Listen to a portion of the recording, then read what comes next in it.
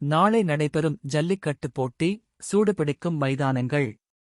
நாளை தமிழ்நாடு முழுவதும் பல பகுதிகளில் ஜல்லிக்கட்டு போட்டிகள் நடக்கவுள்ள நிலையில், அதற்கான ஏற்பாடுகள் தீவிரமாக நடைபெற்று வருகிறது.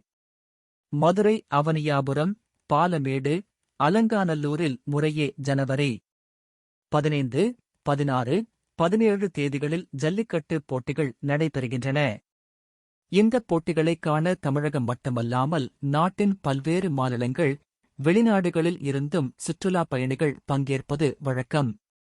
இதையொட்டி ஜல்லிக்கட்டு போட்டி நடைபெறும் பகுதிகளில் கடந்த சில நாள்களுக்கு முன்பு தொடங்கி முன்னேற்பாட்டுப் பணிகள் தீவிரமாக நடைபெற்றன. பாதுகாப்பு கட்டமைப்புகள், ஜல்லிக்கட்டு மைதானத்தை சமன் செய்தல், வாடிவாசல், மேடை, முக்கிய விருந்தினாள் மாடம், பார்வையாளர்கள் மாடம் அமைத்தல் போன்ற பணிகள் தீவிரமாக நடைபெறுகின்றன.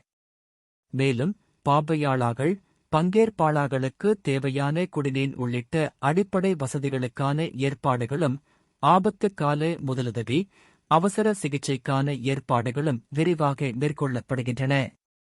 அவனியாபுரத்தில் மாவட்ட நிர்வாகம், மாநகராட்சி நிர்வாகம் சார்பில் பணிகள் நடைபெறுகின்றன.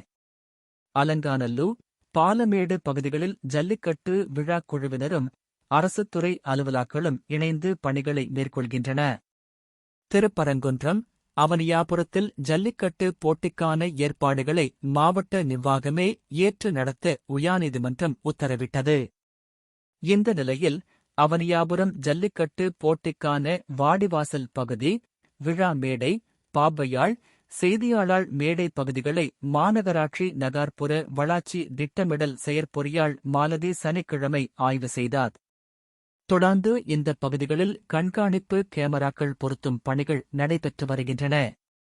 மேலும் ஜல்லிக்கட்டு போட்டியில் நடமாடும் கழிப்பறை, குடிநீர், பெரிய அளவிலான LED திரைகள் என அனைத்து ஏற்பாடுகளும் செய்யப்பட்டு வருகின்றன.